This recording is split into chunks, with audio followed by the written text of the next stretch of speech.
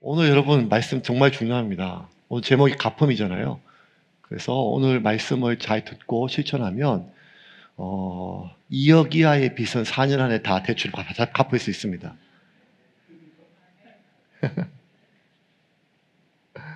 아무리 여러분이 저를 신뢰해도 이 이야기 아무나 하기는 어렵죠. 이게 무슨 말이냐, 무슨 말이냐, 여러분. 하지만 500년 전이라면 다릅니다. 500년 전이라면 그냥 목사가 주일날 그냥 농담이 아니라 주일날 설교 시간에 이 설교를 잘 들으면 2억 이하의 빚은 4년 안에 갚을 수 있다. 이 말이 지금은 뭐가 좀 그렇지만 만약에 500년 전이라면 우리의 인지나 교육 수준이 좀 떨어지고 그리고 모든 것들이 교회의 권위 아래에 놓여 있을 때 하나님을 대변하는 교황이 그리고 교회가 여러분 이 증서를 사시면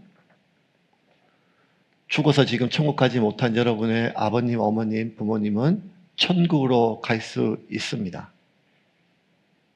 그러므로 여러분 이 증서를 사십시오. 이게 면죄부입니다. 라고 하는 말은 부정하기가 좀 어려워요. 왜냐하면 대출, 은행 이런 것도 눈에 다 보이고 우리가 검증할 수 있지만 죽은 사후는 검증이 어렵거든요. 죽은 사후에 대해서 언급할 수 있는 유일한 권위는 오직 하나님밖에 없습니다.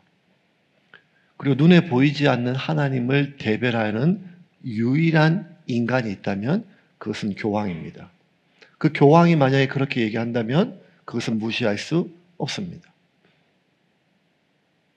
삶과 죽음을 넘어 사후에 천국과 지옥의 문제는 인간이 어떻게 할 수 없는 영역이고 신의 영역인데 그 신을 대변하는 교회가 보증하고 하는 말이라면 이 말은 그냥 웃고 넘길 수는 없고 그것은 받아들일 수밖에 없는 문제입니다.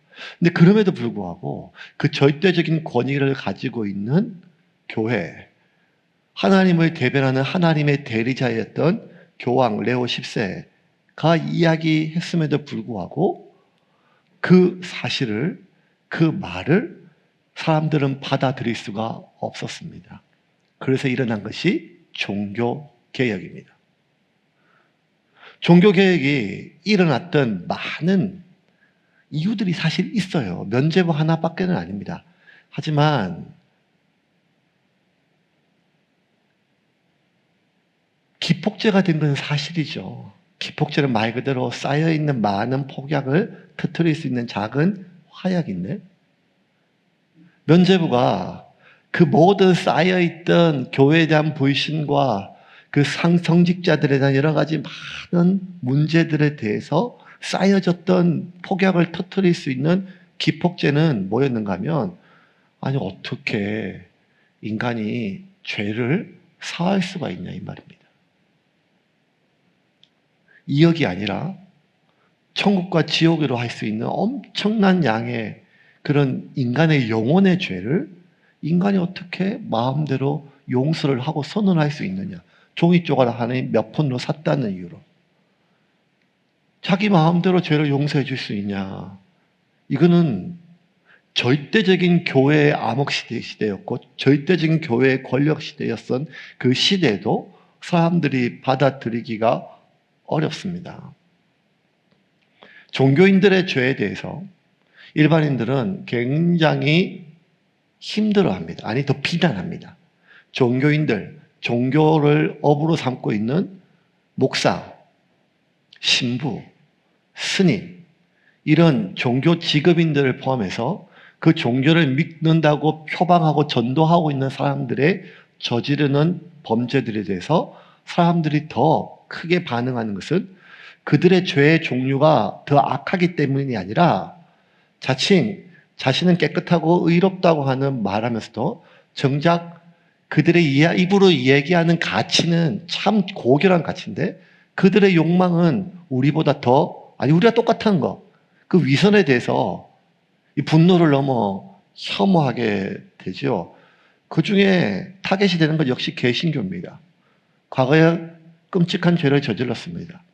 비난받아 마땅할 인생입니다. 그런데 그가 신학교를 갔다는 이유로, 목사가 됐다는 이유로 한때 이 수많은 생명을 앗아가고 사람들을 괴롭게 했던 사람이 어느 날 갑자기 목사가 되어서 간증을 했는데, 나 하나님이 용서해 주셨다. 하나님이 다 용서해 주셨다.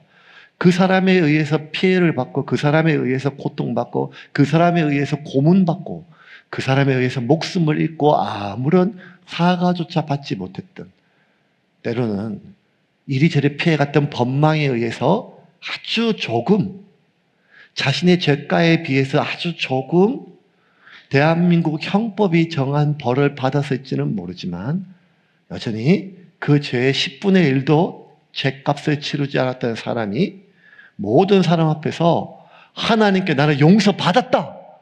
그러고 나는 깨끗하다. 깨끗함을 넘어 떳떳하다.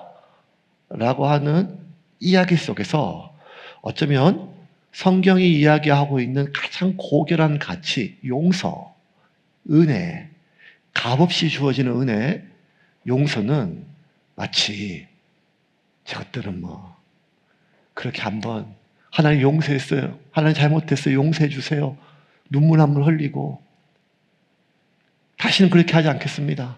아니면 교회 저 뒤에 와서 그렇게 막 기도하고 눈물 흘리면, 아니면 성당 가서 신부님에게 제가 이런 죄를 저질렀습니다. 신부님이 형제님의 죄를 다 사하여 성부와 성자와 성령의 이름으로 사하여 주십니다. 뭐 이렇게 하면 그 죄는 없는 걸로 쳐주는구나. 그러므로 그들이 이야기하는 은혜는, 용서는 그냥 넘어가는 거. 여전히 피해자는 있는데, 사과하지 않았는데 그냥 없었던 일로 여기는 것, 그렇게 쳐주는 것, 그렇게 오해되고 있습니다. 우리가 아무리 은혜는 그런 게 아니다. 귀한 것이다. 용서는 귀한 것이다. 구원은 값싼 것이 아니라 너무 귀한 대가를 하나님이 치르시고 우리에게 값없이 주어졌을 것이다. 아무리 얘기를 해도 어쩌면 우리 자신에게도 은혜는 그냥, 용서는 그냥 넘어가고 눈 감아고 없던 일로 쳐주는 것처럼 오해가 생길 수 있어요. 이런 오해를 어쩌면 가장 깊은 마음속으로 엮일 수 있는 사람이 누군가 하면 지금 오늘 이 율법을 처음으로 듣는 이스라엘 백성이에요. 이들이요, 히브리 종놈들이 이스라엘로 바뀌는 것은 출애굽이잖아요. 출애굽의 가장 스펙타클한 어떤 경이로운 기적은 홍해였지만 영적인 변화의 가장 마지막은 유월절이었어요.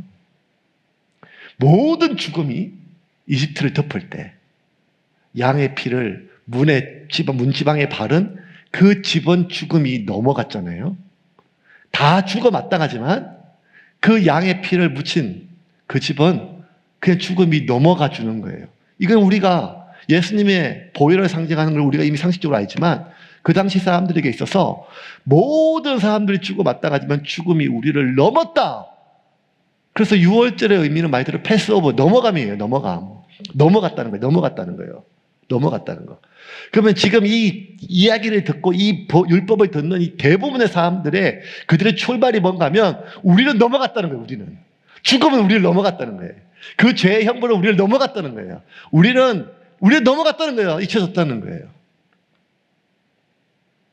그래서 어떻게 하면, 어쩌면 이 6월절 이후로 지금 동안 3,500년 동안 기독교의 용서는, 은혜는 그냥 넘어가는 것으로 여겨질 수 있어요. 어쩌면 우리에게도 회개라고 하는 도구를 통해서 그냥 없던 일로 그렇게 여기는 걸로. 그런데 아니라는 거예요. 기독교는 그게 아니라는 게 아니라 오늘 본문에 나타난 하나님의 말씀, 명령을 보면 철저하게 하나님의 성품은 넘어가시는 분이 아니라는 거예요. 어떻게든지 자신이 했던 일에 대해서는 자기가 갚아야 된다는 거예요.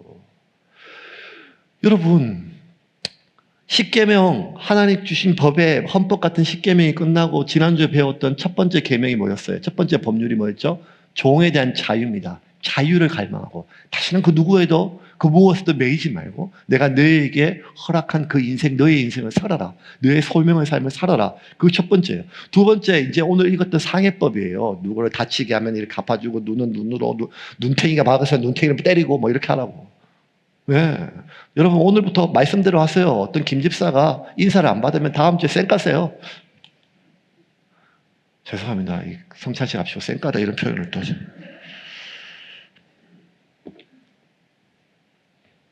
어제 안양에서 같이 20대, 30대를 보냈던 청년부의 청년이 어제 내려왔거든요. 내려와가지고 같이 밥 먹고 같이 있다 보니까 옛날로 제가 돌아갔습니다.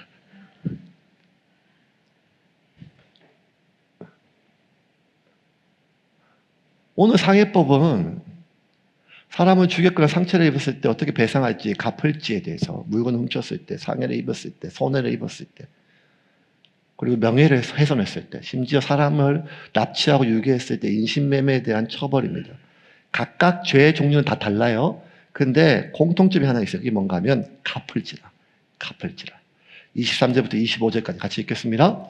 그러나 다른 해가 있으면 갚되 생명은 생명으로, 눈은 눈으로, 이는 이로, 손은 손으로, 발은 발로, 된 것은 된 것으로, 상하게 한 것은 상함으로, 때린 것은 때림으로 갚을지니라. 갚을지는 했는데 오늘 나온 거, 오늘 아까 방금 저와 같이 본문 읽었잖아요. 대부분은 죽일지라, 반드시 죽일지라, 꼭 죽일지라. 대부분 죽이는 거예요. 근데 물론 예외도 있어요. 어떤 경우가 하면 사람을 죽였을 경우 사고로, 자기가 고의가 아닌 사고로 사람을 죽였을 때는 보통 나의 가족이나 나의 부모나 나의 형제가 죽었을 때 이 고대 근동 지역은 보복살인이 법으로 보장되어 있어요. 보복을 안 하면 오히려 수치예요, 가문에.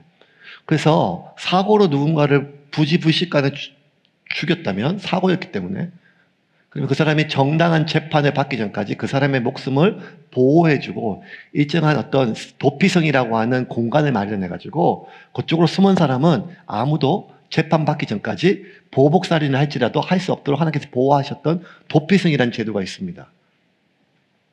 13절 말씀 같이 읽겠습니다. 만일 사람이 고의적으로 한 것이 아니라 나 하나님이 사람을 그의 손에 넘긴 것이면 내가 그를 위하여 한 곳을 정하리니 그 사람이 그리로 도망할 것이며. 이것도 3500년의 법조문이라 하기에는 굉장히 시대 정신을 앞서가는 거예요. 2024년은 대한민국 형법에 봤을 때도 가장 중요한 게 무죄 추정의 법칙이거든요. 대법원의 판결이 나기 전까지 뭐든 정황이 명확해도 최종 판결이 나기 전까지는 그가 무죄로 취급을 하고 모든 권리가 있어요. 근데 이거는 2024년 민주주의 국가잖아요. 3500년 전에 이것은 시대 정신을 2000년이 아니라 3000년 이상, 3500년 이상 앞서간 굉장히 특이한 케이스예요. 그런데 그럼에도 불구하고 대부분은 그냥 죽여. 이게 성경에서 말하기가 조금 민망할 정도로 대부분은 죽이라는 것입니다. 12절 볼까요? 12절 같이 읽겠습니다. 사람을 쳐 죽인 자는 반드시 죽일 것이나. 그냥 죽이지 말고 반드시 죽이라는 거예요. 꼭 죽여라. 심지어 그가 자신의 상황을 얘기해요. 그때 너무 화가 나서요.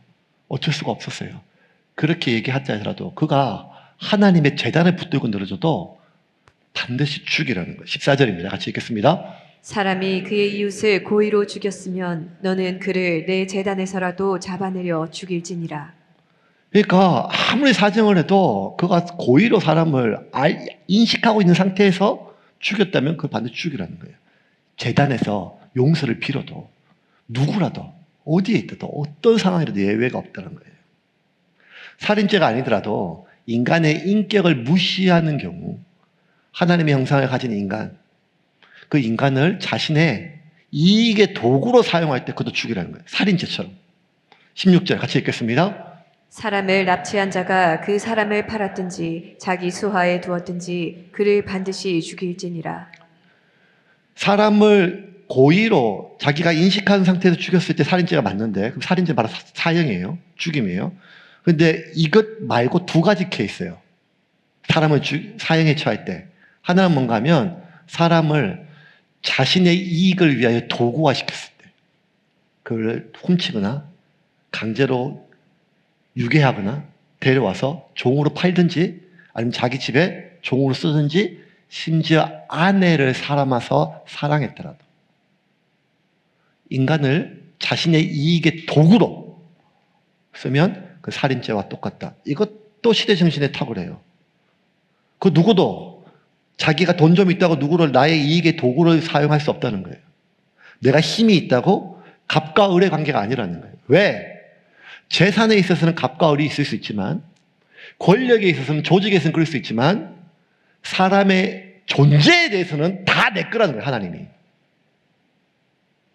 그러면 감히 누가 내 거를 나의 존엄성을 가지고 있는 인간을 수단으로 삼을 수 있냐. 이거는 하나님이 의미 바꾸셨어요. 이거는 뭐 또 이해가 돼요. 근데 굉장히 특이한 케이스가 하나 더 있어요. 그게 뭔가 하면 다른 모든 것들은요. 상해죄와 살인죄가 구분이 돼요. 살인은 죽여요. 근데 그 중에서도 부지불식간에 사고 사는 도피성, 그 다음에 의도를 가지면 죽였어요. 자기 인식하고 이러면 사람 죽는다 알고 있을 때 죽으면. 나머지는 내가 누군가 팔을 다쳤으면 이거 물어줘야 돼요. 팔을. 내가 돈으로 물어주는데 아니면 몸으로 떼어야 돼요. 그 집에 종이 되든지.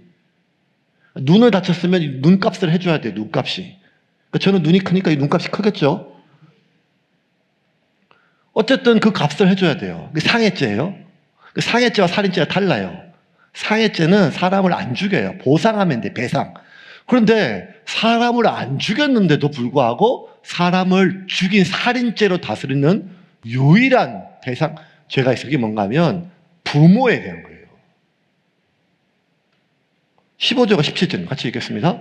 자기 아버지나 어머니를 치는 자는 반드시 죽일지니라.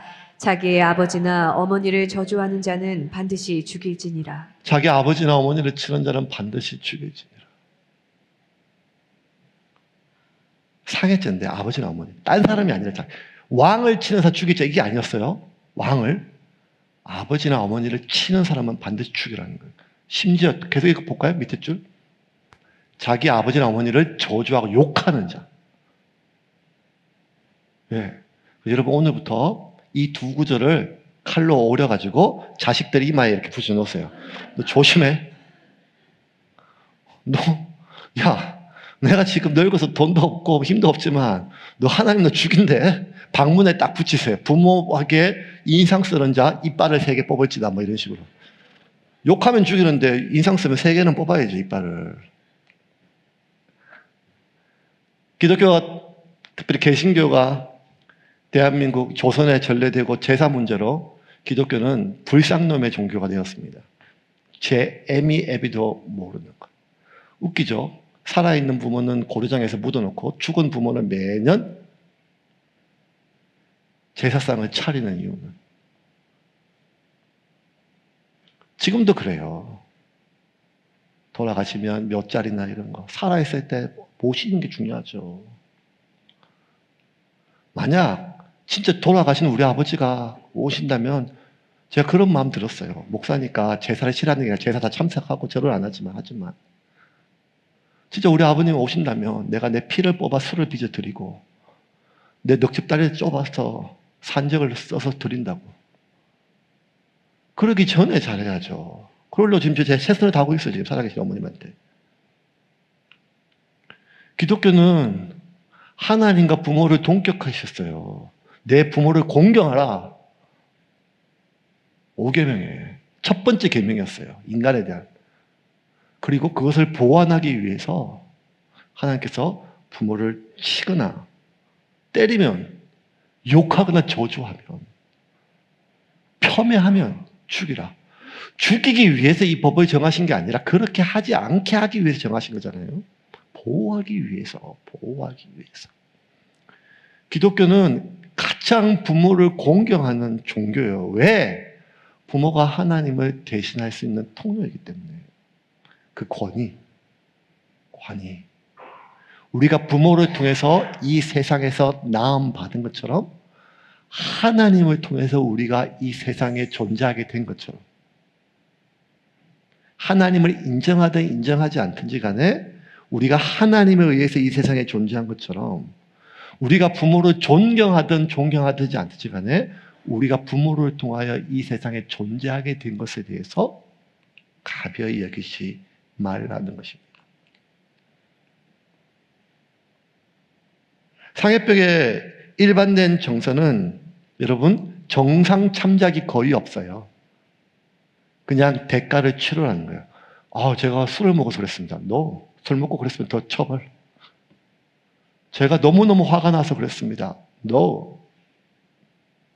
제가 너무너무 억울해서 그랬어요. 제가 지금 약을 먹어서 그래요. 심신미약입니다. 아니에요. 오직 하나만 있어요.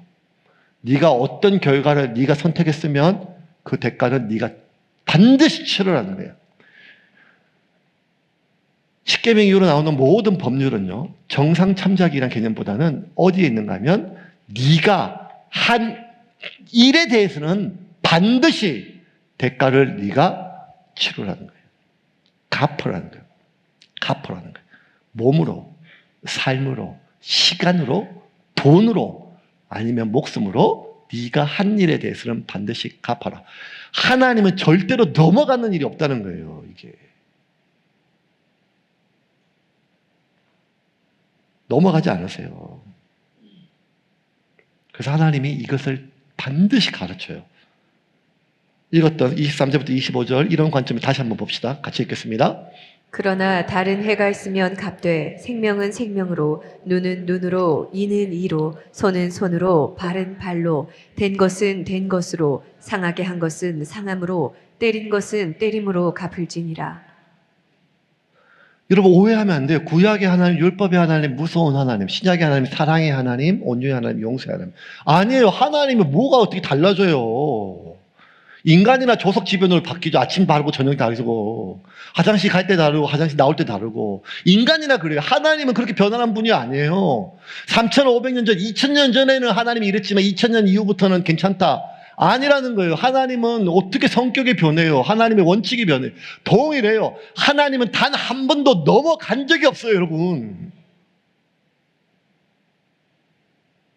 하나님은 없던 일로 여긴 적이 한 번도 없어요. 하나님의 일관되게 갚으라는 거예요. 네가 한 일에 대해서, 너의 선택에 대해서 네가 갚으라는 거예요. 넘어가지 않는다는 거예요.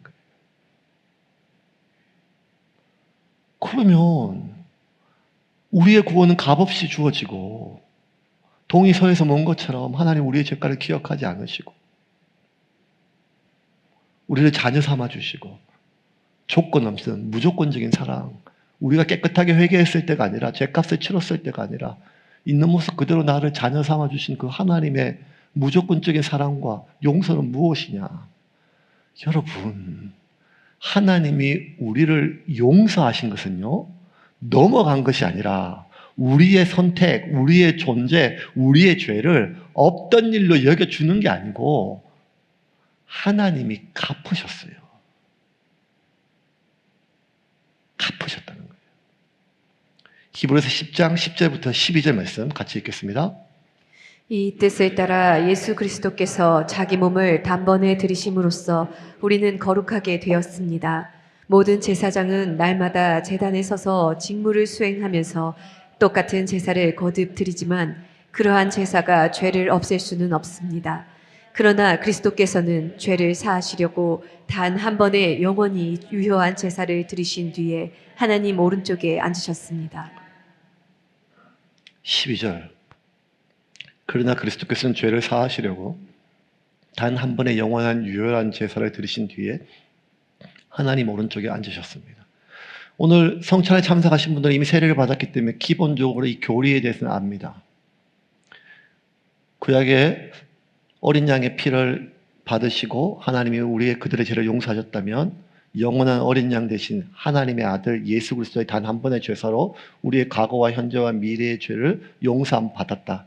이제는 다시는 우리가 짐승을 잡아서 제사할 필요도 없고 그 사실을 받아들이면 된다. 이거 믿으십니까? 근데 이거 교리잖아요. 이 교리란 말이에요. 이해되거나 경험되거나 확신되는 게 아니라 그렇다고 하니까 믿는 거예요. 누가 죽어봤습니까? 천국이 있다고 하니까 믿는 거잖아요. 하나님을 만져봤습니까? 만나봤습니까? 하나님이 있다고 교회에서 목사가 하니까 믿는 거잖아요. 단 한 번의 제사로 어떻게 우리의 모든 과거의 죄와 현재의 죄, 오케이. 그런데 미래의 죄까지 용서받았다. 이게 무슨 논리적으로, 신학적으로, 교리적으로는 무슨 말인지 이해가 되지만 앞으로 내가 어떤 죄를 지지도 않았는데 아직도 미래의 모든 죄까지 용서받았다. 이 말이 무슨 교리일 수는 있지만 그게 하나님 말씀이니까 우리가 믿을 수는 있지만 확신하기는, 경험하기는 더 어렵다는 거예요. 그래서 우리는 이제 어떻게 하는가 하면요. 예수의 피로 용서받았지만 회개할 때 더 처절하게 회개하려고 해요. 더 처절한 회개가 뭔가 하면 더 처절한 후회예요. 내가 저지른 죄의 무게가 크면 클수록 내가 느끼기에 큰 바위나 작은 모래나 물에 가라앉기는 마찬가지지만 내가 느끼기엔 다르잖아요.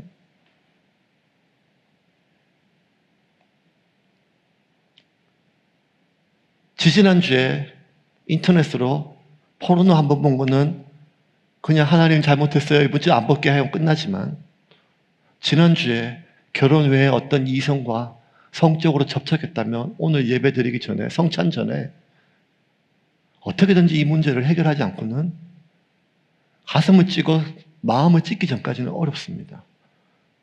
그럼 제 예수님은 음욕을 품는 거나 실제로 범죄를 저지르거나 동일한 죄로 보시는데 그럼 우리의 해결은 어디에 있는가 하면 내가 여길 때 이거는 큰 죄, 이건 작은 죄. 이건 내가 용납 못할 죄, 이거는 용납할 죄. 이건 남들도 다 저지르는 죄, 이건 나만 이런 것 같은 죄. 뭐 이런 거에 따라 나의 수치의 정도에 따라 회개가 다르다니까요. 어떤 죄는요 정말 막 몸부림을 쳐요. 하나님 용서해 주세요.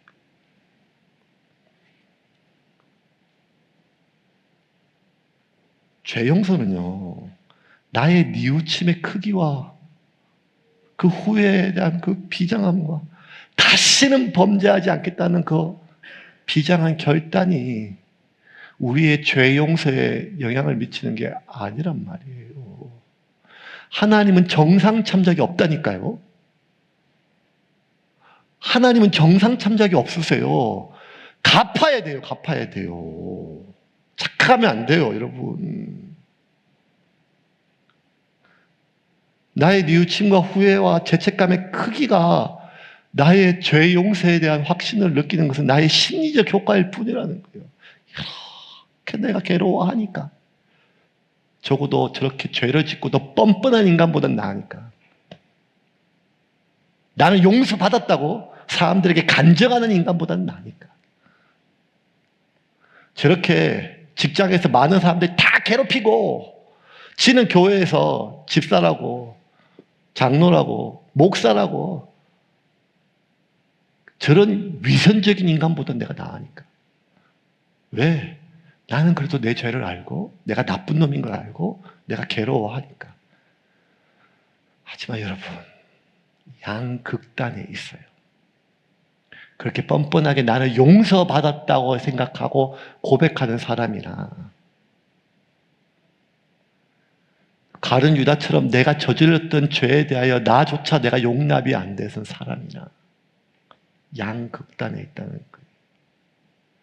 그런 뻔뻔한 자기 확신이 내 죄를 씻는 게 아니고 처절한 자기에 대한 후회와 비통한 마음이 내 죄를 씻는 것이 아니라는 거예요.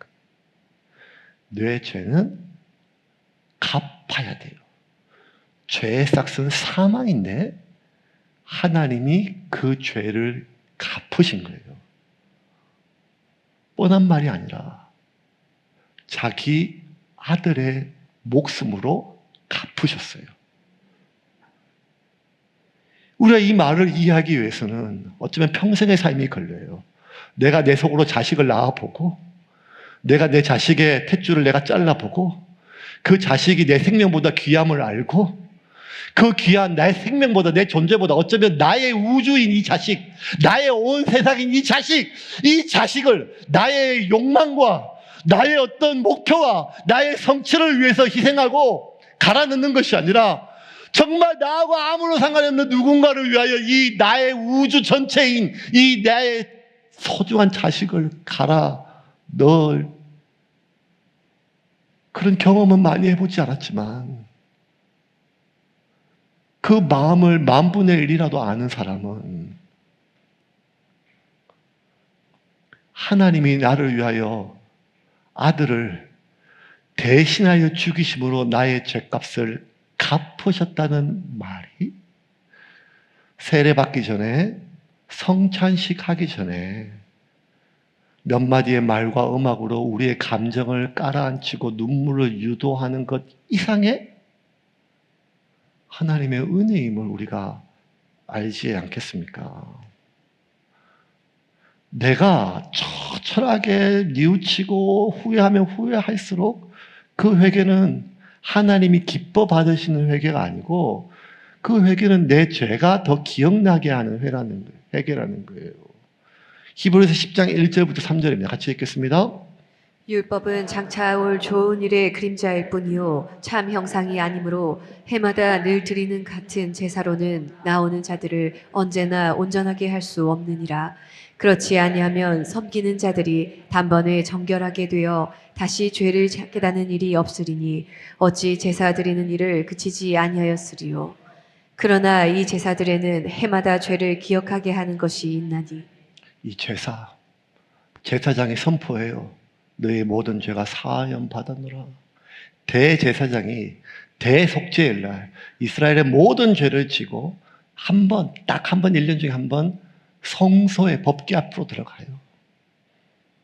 자기도 죽을까 봐 발목에 줄을 달고, 내가 그렇게 한 달 동안 조심했지만 아직도 부정함이 남아 내가 죽으면 내 시체로 성소를 더럽히지 말고, 성소는 누구든지 밟으면 죽으니까 이 줄을 당겨 내 시체를 끄집어내라고 하는 마음으로, 죽는 심정으로, 사형수가 자기 목을 스스로 매는 심정으로 자기 다리에 줄을 묶고 성소로 들어가요.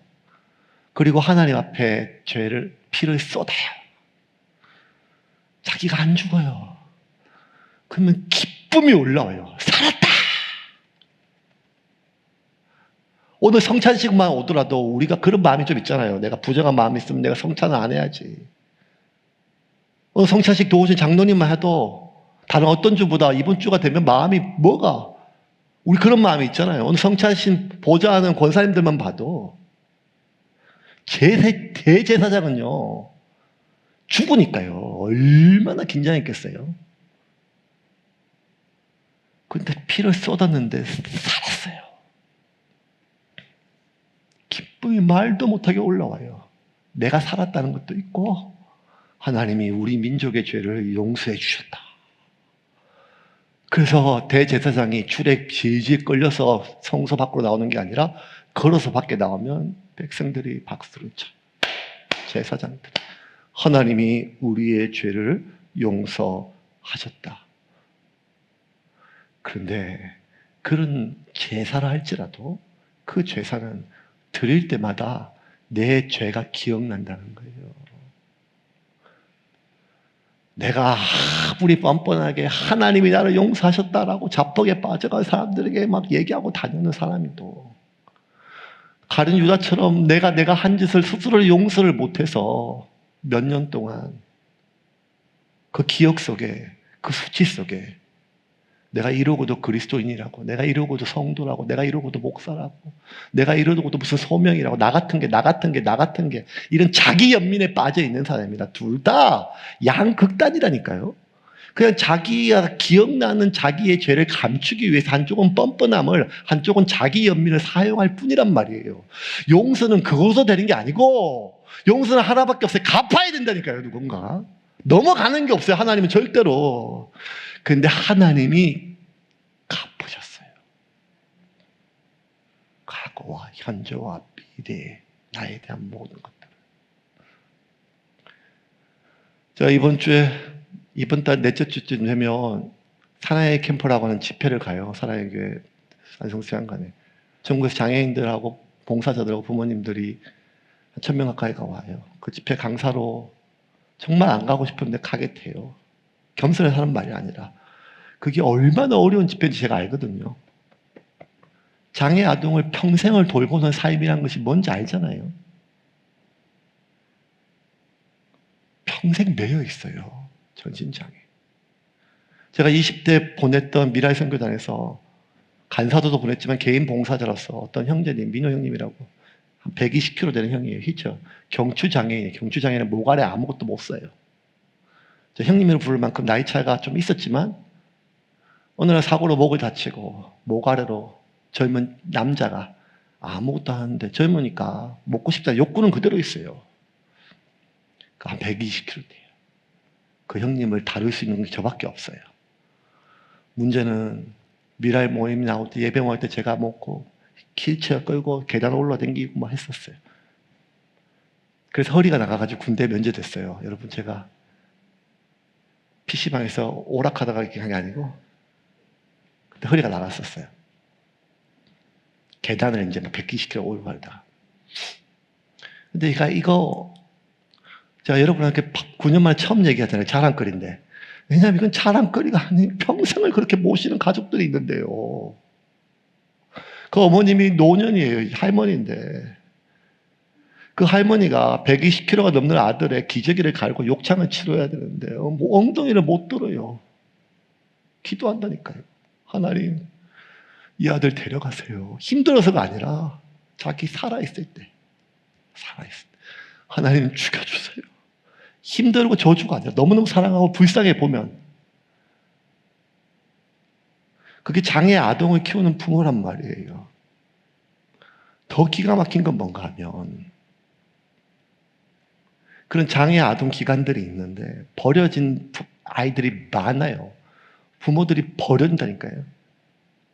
평생 그렇게 살 수가 없으니까 동의할 수는 없지만 이해는 돼요. 기형아 검사를 했는데 기형한데 자식을 낳는 건 대단한 용기가 필요하거든요. 평생의 삶이.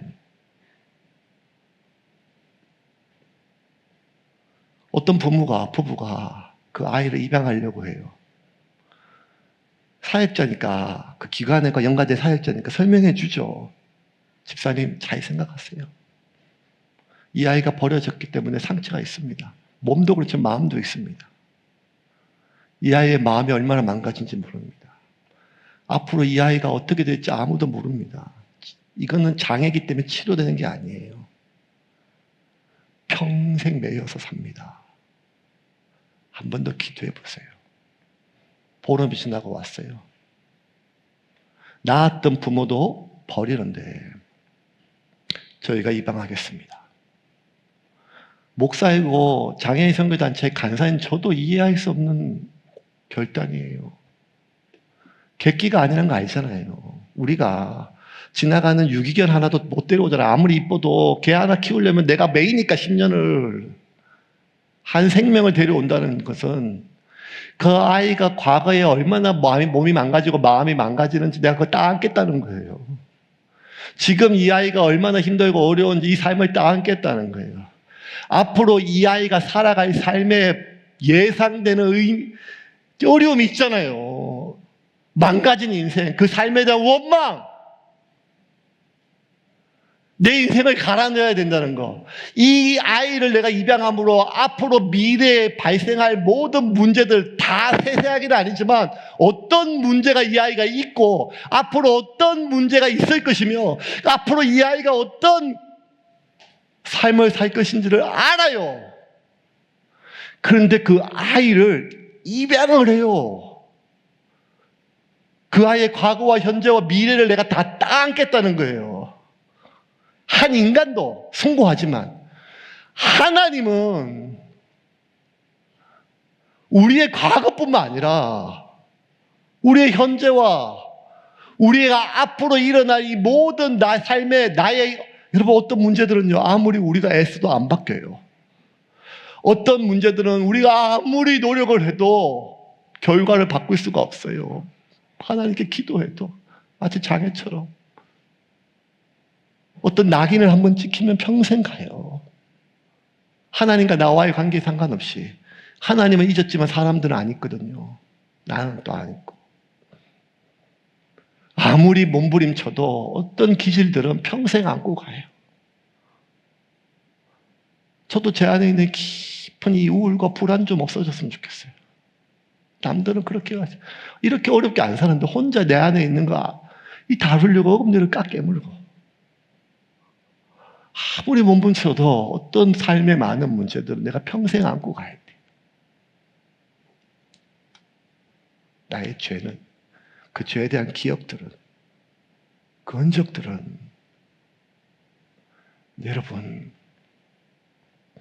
하나님이 그걸 다 아시고 나를 하나님의 자녀로 입양하셨어요. 입양하셨다니까요. 과거와 현재와 앞으로 나는 나의 오늘의 나의 선택을 도저히 용납 못하는데 이렇게 망가진 나를 하나님이 아신다니까요. 나의 상태를 아무리 용서해도 여전히 뻔뻔한 나의 상태를 하나님이 아시고 나를 그럼에도 불구하고 자녀로 받으셨어요.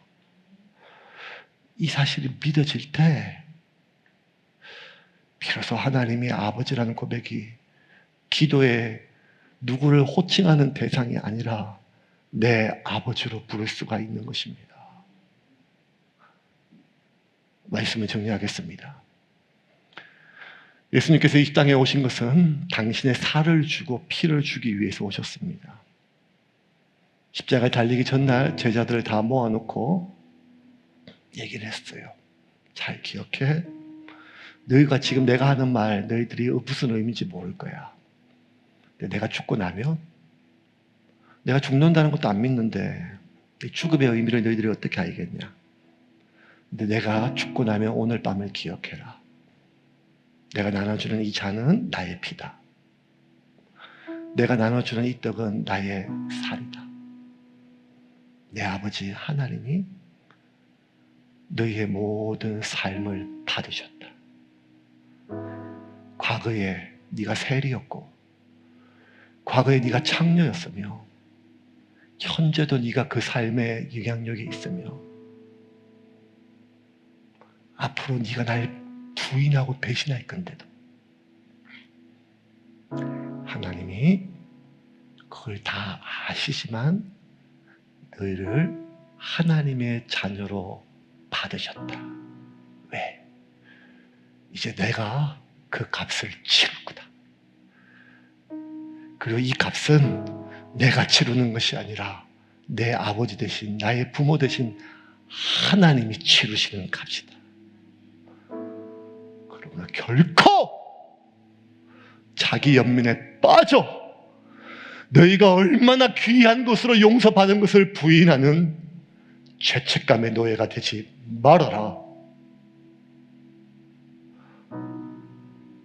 다시는 누군가가 너를 비난하고 평가하는 손가락질에 너 자신의 존재의 가치를 맡기지 말라.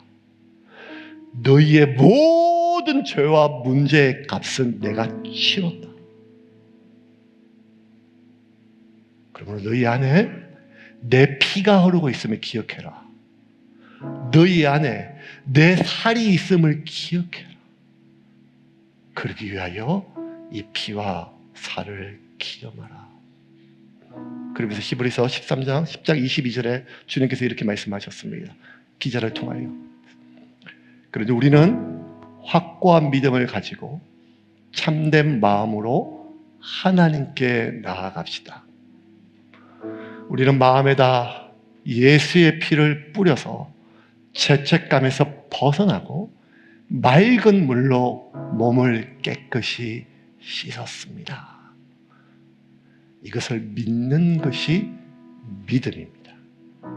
자기 확신이 아니라 하나님이 나에게 하신 일을 믿는 것입니다.